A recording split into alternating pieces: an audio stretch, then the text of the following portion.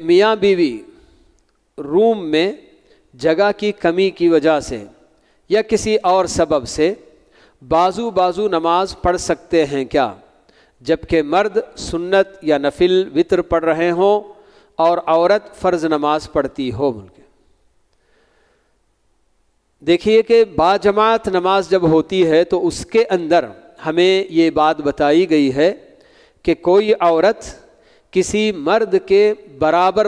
بغیر کسی آڑ کے،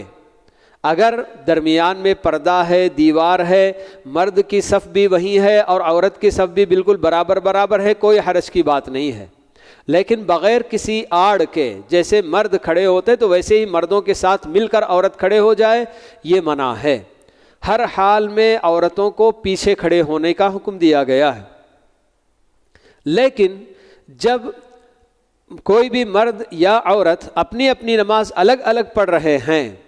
تو اس میں آگے پیچھے بھی ہو جائیں کہ عورت آگے ہو گئی، مرد پیچھے ہو گیا، بشرطے کہ یہ سب اس کے اپنے محارم، جیسے کہ یہاں میاں بیوی کے بارے میں پوچھا گیا کہ عورت اپنی نماز الگ پڑھ رہی ہے اور شوہر اپنی نمازیں الگ پڑھ رہا ہے، تو ایسی صورت میں بیوی آگے بھی ہو جائے مرد کے، کوئی حرج کی بات نہیں ہے۔